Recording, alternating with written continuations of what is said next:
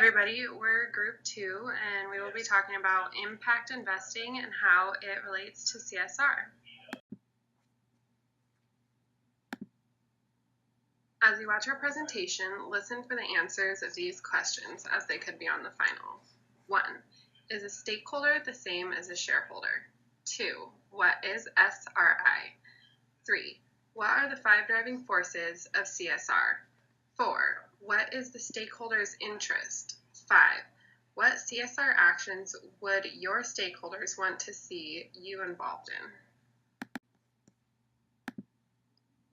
The case our group was assigned is all about impact investing. So what is impact investing? Impact investing is grounded in making investments with the intention to generate measurable social and environmental benefits for society, as well as granting a financial return for the individual investor. In a way, it is developing as a new way for shareholders to impact companies amid the current challenges faced by globalization and how businesses operate today. Investors can address issues like renewable energy, conservation efforts, sustainable agriculture, and much more. Some categories are socially responsible investing, value-based funds, and social impact bonds. The case study asked if we owned any stock. I currently own shares in a few different companies. Investors with even 3% of total shares would gain attention at the annual meetings and make a difference. I only started investing a few years ago and do not even come close to owning 3% of any of those companies. However, I do think it is important for shareholders to be actively involved with the companies they are invested in. If I own 10% or 15%, I would want to ensure I was communicating my thoughts and my concerns.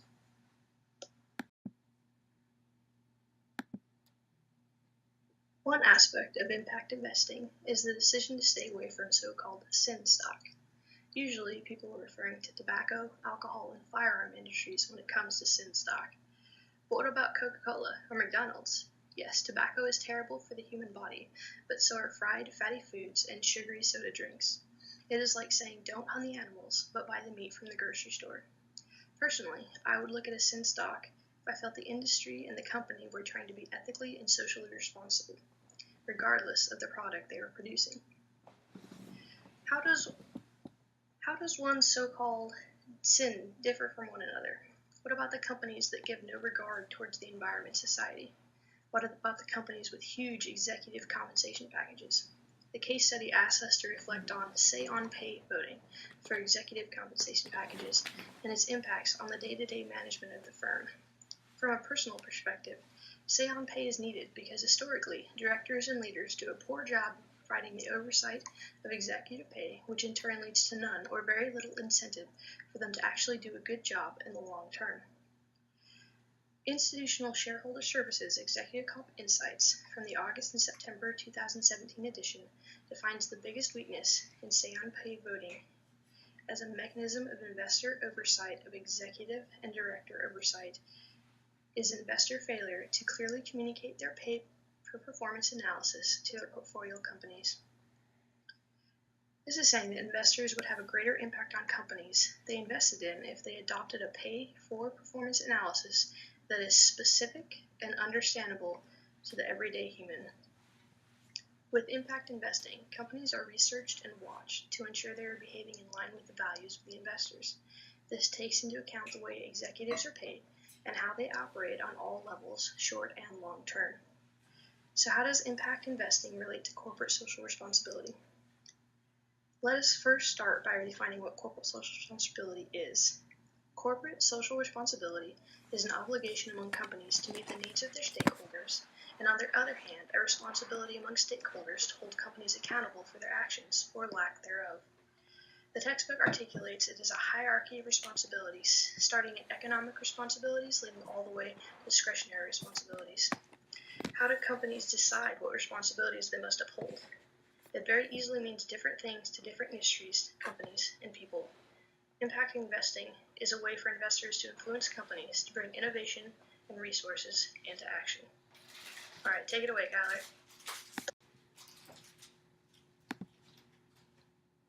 Thanks, Rebecca. So when I am looking to invest in a mutual fund, I look into both the CSR profiles of the companies that are being invested in and their SRI funds. SRI is socially responsible investing, also known as sustainable or green investing.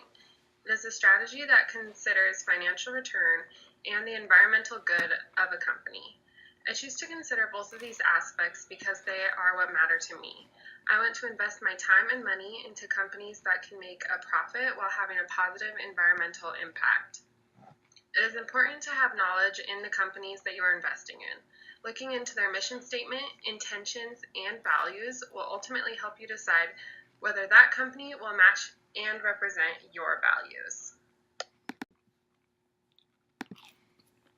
When looking into social investment fund companies, I found many websites that seemed easy to use, trustworthy, and transparent.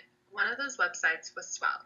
Swell started off with the question, how can we create a better investment option for people who care about where their money goes and what it supports? Swell is built on the belief that today's biggest challenges will result in tomorrow's leading industries. They identify high impact, high potential companies that are focused on the positive future. They then make their stocks available to you via their 6 thematic impact portfolios. They hold the companies to high standards based off the impacts they have. Some examples are poverty, hunger, gender equality, and clean energy.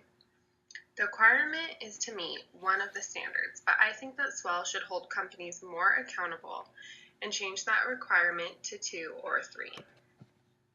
Another site that I found is Calvert. This website was more about the sale rather than the company itself. Calvert seeks to generate favorable investment returns for clients by allocating capital consistent with environmental, social, and governance best practices and through structured engagement with portfolio companies. The investments of the company aren't held on as high of a pedestal in comparison to Swell. Implications for CSR. There are many ways to implicate strategic CSR into your business's needs. There are different factors to look at when you're going to imply strategic CSR into your business, including options that include education and skill development, sanitation, disaster relief, environmental sustainability, rural development. When you're going to implicate CSR into your business, you want to strategically place which one of these 5 or how many of them you're going to imply into your business and how you are going to make a difference. There are a few factors to take into consideration when implementing strategic CSR into your company's business plan. First, you need to consider how to decide your plan of attack into implementing the strategic CSR. Second is understanding your stakeholders and their core values and ethics. First, I'd like to talk about the right-hand side of the slide, understanding your stakeholders. Understanding what are they passionate about. Think of it this way. If you were Dasani water bottles, you probably would not put your money into CSR into helping animals get adopted. You're more than likely going to use strategic CSR into coming up with a plan of attack on how to help with recycling plastics or something along those lines that is a common interest among your stakeholders and your company's business. Second, and that is what ties into the second one, what CSR is most applicable to your stakeholders' common interest in your business plan. Secondly, how to design your plan of attack. Use a problem-solving method. I like to use the Covey problem-solving method as an example for this slide. Covey problem-solving method states first, what is the need for the problem solving? So what is your stakeholders' need? Then come up with plans of attack and use the problem-solving method to come up with alternatives or options for implementing your strategic CSR. Are you going to help the hungry? Are you going to help with recycling? Or one of the 5 options from the slide previous to this one. Then, using your team, choose a problem-solving method that you came up with and implement it. Lastly, record data on after implementing your plan. Are your stakeholders happy? Do your stakeholders seem like they are pleased with your strategic CSR you have put into place? If not, restart the Kobe problem-solving method or whatever problem-solving method your company has came up with, and go from there. Choose how to strategically make your stakeholders happy and how to make the world a better place within your values and your stakeholders' values. What is a stakeholder? A stakeholder is anyone that is related in some way to the firm's activities. For example, customers, employees, the surrounding community, and investors, just to name a few. Investors are also called shareholders. They own shares or stocks in the firm, giving them a financial stake in the firm. However, traditional investing is quickly becoming an idea of the past, and investing in firms that are making a social and/or environmental impact while making money is becoming the norm.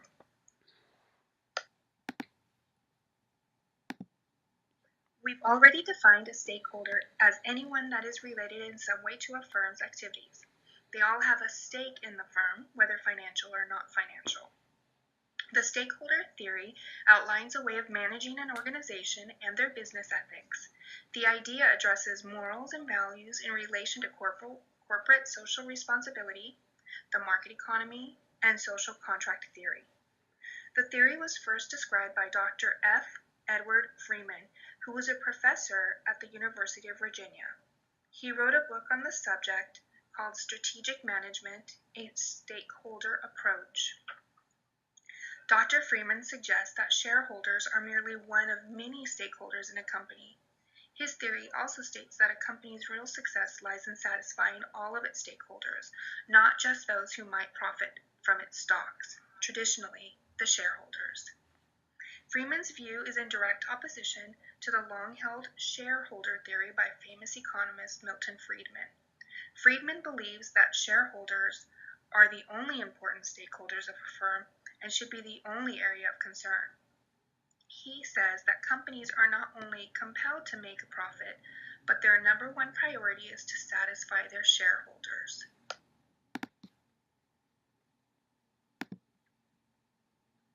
The state of the environment, both socially and physically, is evolving and deteriorating quickly. Shareholders recognize this and know that it is no longer a choice for them to be actively participating. They must participate in change. So shareholders are now seeking out firms to invest in that protect their money as well as being consistent with their own values and views. According to the case Impact Investing, investors are no longer content merely making money, but want to ensure they are doing so responsibly. This means showing their communities and, more importantly, the world of consumers that they are willing to take a stand. Society continues to pressure organizations to be socially and environmentally responsible. Because of this, investors are now including these values and priorities in their financial portfolios. A growing number of people want to invest their money in companies that have a positive impact on the environment. They now have many options in doing so, including socially responsible investing, which is also known as sustainable, socially conscious, or green investing. It's an investment strategy which seeks to consider both financial return and social environmental good to bring about positive change. They can choose value-based funding, an investment approach that looks at the environment and social impact of a company's actions, but also includes their product and their leaders in that decision. Social impact bonds are also known as pay-for-success bonds. It's a contract with the public sector in which a commitment is made to pay for improved social outcomes that result in public sector savings.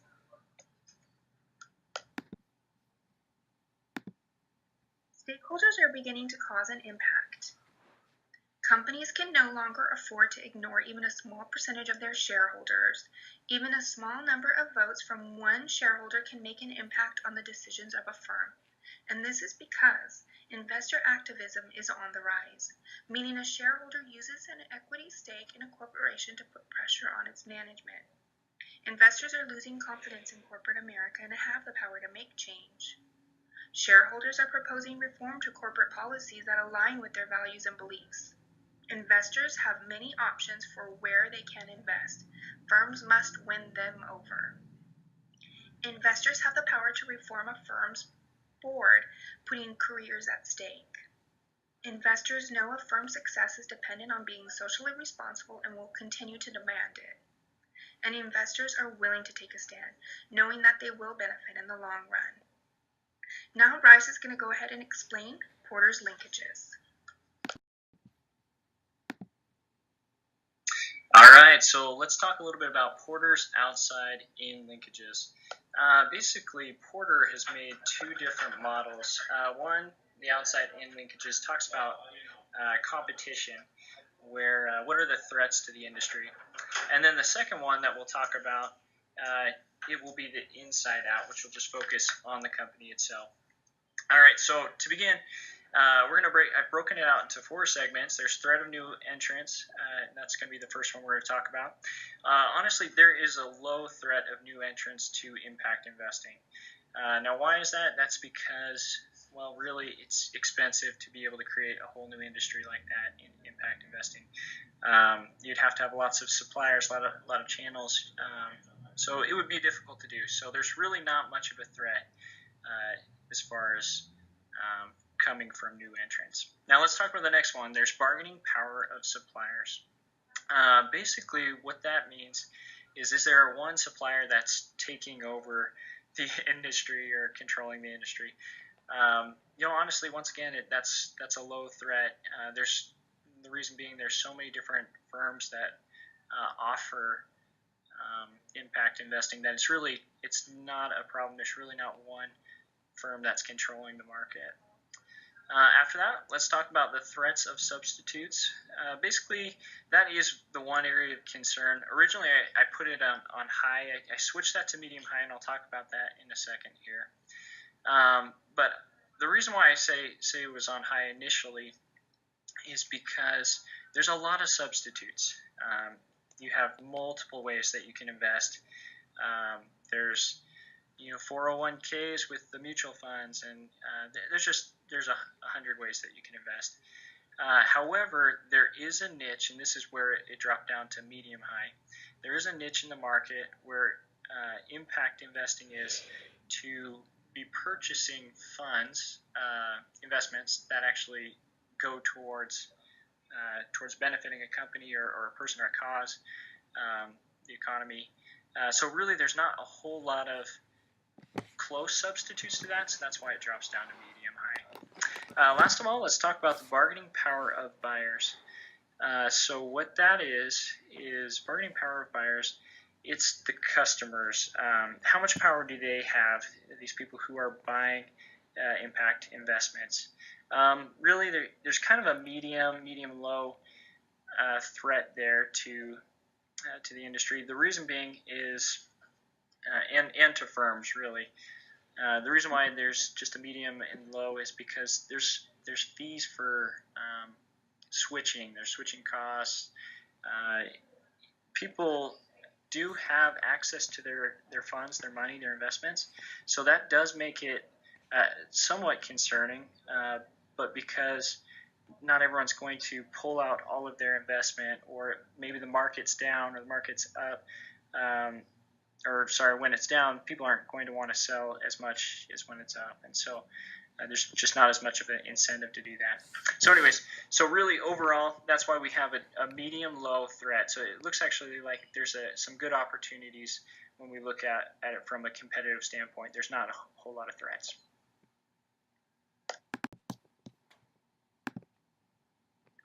All right, now let's talk about Porter's inside-out linkages. This looks a little confusing, honestly.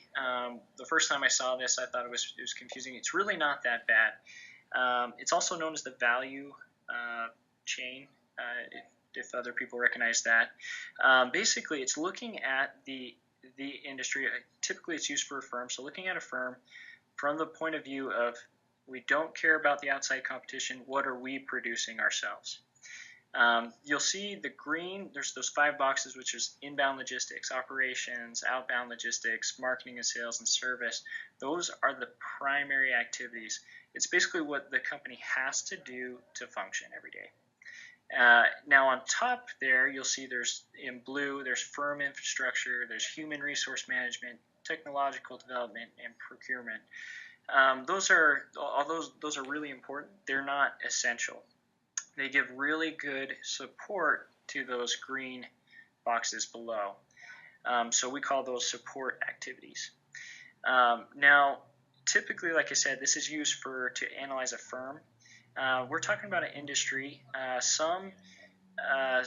In the industry, there's people who are buying impact investments. There's people who are selling. And so really, to make this kind of a fair comparison, we're going to look at it from a perspective of someone who's in the middle, really like impact investing, really a firm that's selling and buying, so doing both sides. Selling to customers, impact investments, and then at the same time purchasing themselves. So inbound logistics, what is that? It's basically everything that you receive physically into the company. There's going to be paper, there's going to be mail, sometimes there's legal documents that needed to be signed physically. It'd be nice to get that electronically, but there's definitely physical papers that have to come in. Operations, that's going to be what are the new investments? It's really what the business is doing. In the case of a firm, it's going to be exchanging investments on the market for most of the time. So selling, buying, that kind of thing. All right, outbound logistics, that's going to be the monthly statements. Those are going to be the checks that are cashed out. Those are the physical things that are going out. Then we have marketing and advertising. Marketing and advertising, that is pretty self-explanatory. You have to have sales representatives. You have to advertise your company through the internet, billboards, things like that. And then service, you have to have customer support, afterwards and manage their account. So now let's go to the top, and the top where we're looking at firm infrastructure. Basically, what is our company? How's it built? Well, we have to follow government policies, and we have to track monthly financial reports, and so it's kind of a typical structure of our business. Then we have the human resource management, and that's going to be hiring, training, providing health care and 401k compensation for our employees, and then technological development. That is going to be advancements. This is going to be big for us because most transactions are done online. You have to be up to date, have to have things quickly. That's an important one. There's procurement, which is obviously relationships with firms, really keeping a good contact with those individuals that we're working with. Now, the reason why they call it linkages, this is at this point would be you would try to link every single one of those blue ones up top to the green down low. So the support activities to the primary activities. So you'd want to do inbound logistics and firm structure, infrastructure. How do those connect? How is human resource? That way, you're really supporting your primary activities. So that is how our industry is built. There's great opportunities, like I said. There's also, if you look at it from the inside out, there's also opportunities of growth. Maybe we don't want to send out paper trails. Maybe we want to do it electronically, that kind of thing. Anyways, so now we'll move on.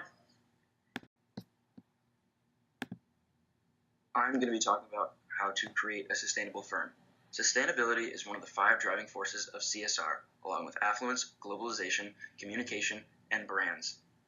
These forces in recent years have changed the rules of the game for firms, leading directly to a shift in control over the free flow of information from firms to their stakeholders, and together enhancing the importance of CSR for business today.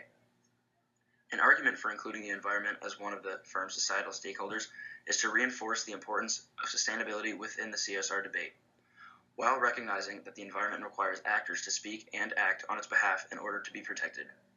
Since the environment can't speak for itself, the manager should be able to speak on its behalf. To what extent, therefore, are investors, suppliers, and other stakeholders willing to sacrifice some short-term value in the name of longer-term sustainable value? Over 2 decades, evidence that survey research on sustainability is flawed. Social desirability bias leads people to avoid saying things that would make them look bad when interviewed, such as that they care about the environment when really they don't. CEOs don't believe consumer-stated commitments to sustainability, and In the community, there are 80,000 student and professional leaders from over 300 volunteer-led chapters across the globe working for a sustainable future.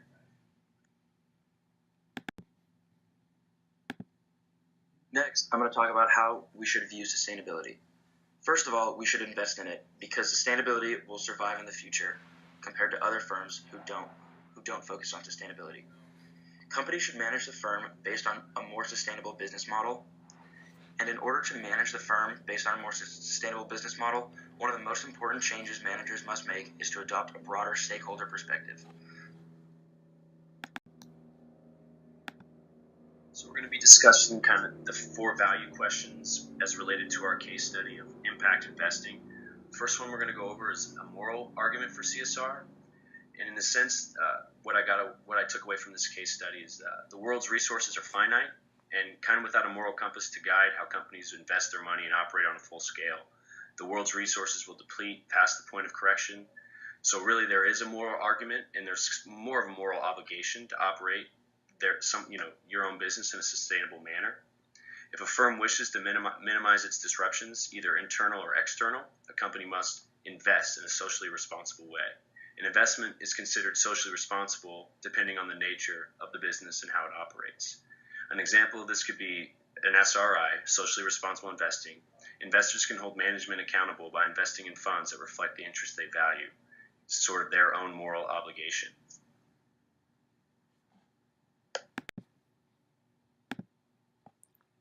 The next value question that we're going to be talking about is the rational argument for CSR, for impact investing.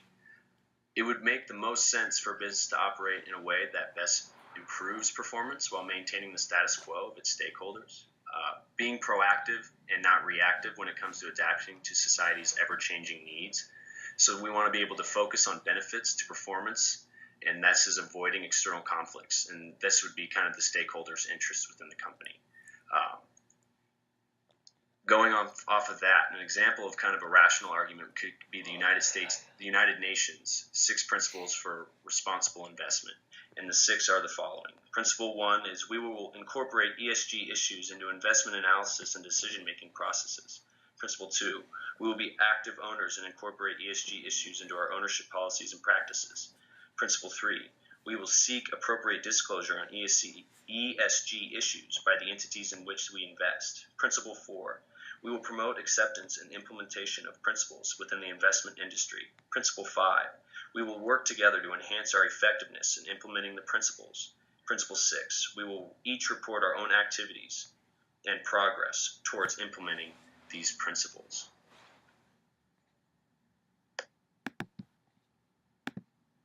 So the next one we're going to be covering is the ethical argument for CSR in relation to impact investing. And this is kind of based on 2 forms of ethical reasoning, just depending on how a company would like to go about it. As you can see, there's utilitarian and Kantian. And depending on how a company chooses to operate has a significant impact on all of its stakeholders. To be an ethical investor would mean to invest in funds that match up with yours or with that of your stakeholders and the ones that they feel are most important. Whether it be consequentialist or categorical, companies should invest in ethical funds that perform well for them as well as their stakeholders.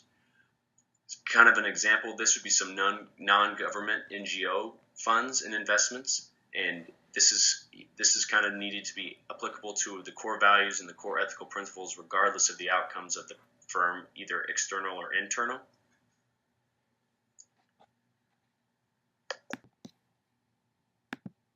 This brings us to our final argument for CSR in relation to impact investing and the value questions, and it would be the economic argument for CSR.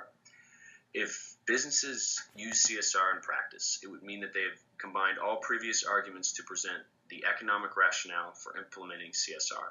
If a company's stakeholders present their values and expectations of the company then has an economic argument to align their strategy with their stakeholders. An example of this could be value-based investing. And value-based investing is investments that either they align with a person's religious faith or values. If a company aligns themselves with this type of investing, it would mean that its stakeholders also see value in it, and they want to spend their money on it. They want to invest, and this is only going to help narrow the external conflict and increase your company's, I guess you would say, brand equity. It's really important. And this is a way to innovate and create opportunities that meet social obligations or societal obligations. And this is really where companies take the term from focusing on short-term profits and really planning for the long term and setting long-term goals that have implemented CSR within them. And that's going to really just wrap it up for us. I'd like to thank you all for watching the presentation. I hope you enjoyed it, and I hope you guys have a great rest of your semester and it all finishes strong. Thank you guys very much.